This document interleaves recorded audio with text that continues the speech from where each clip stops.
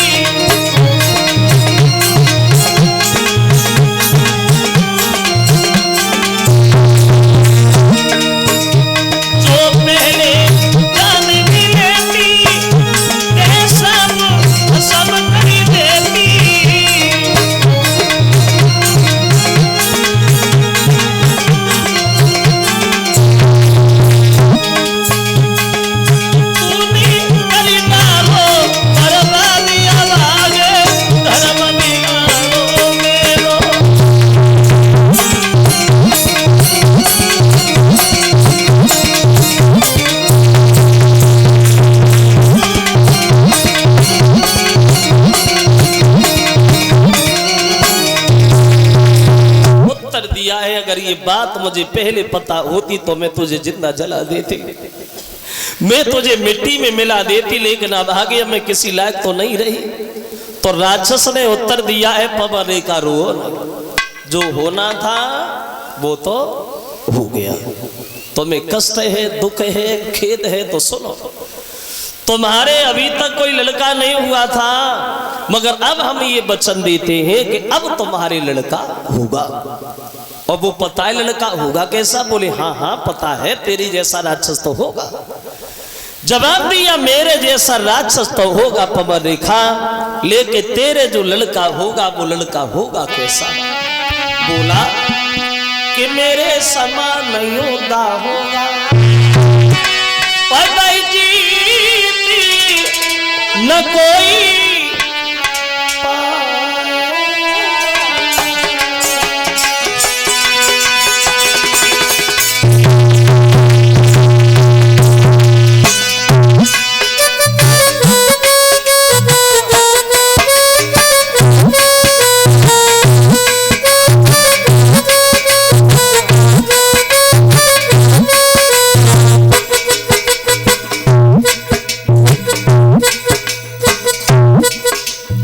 बड़ा बहादुर होगा तेरा लड़का।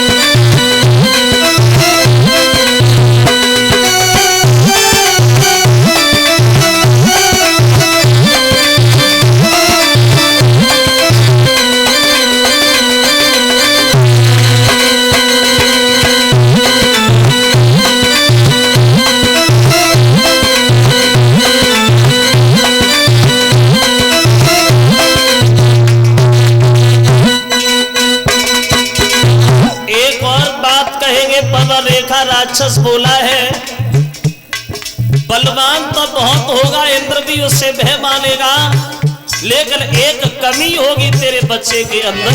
क्या? तो बोले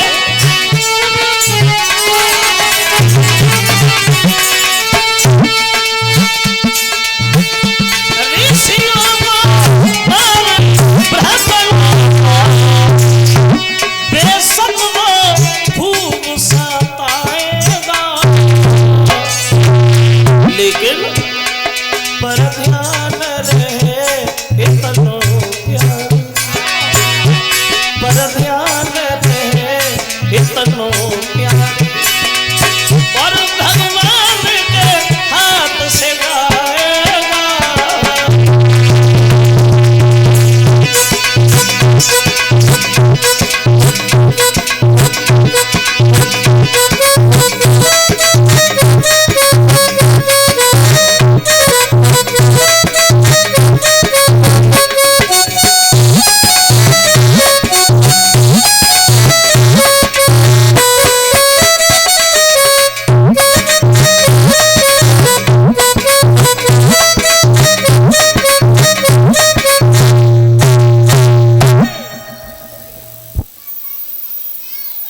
बड़ा बहादुर होगा तेरा लड़का।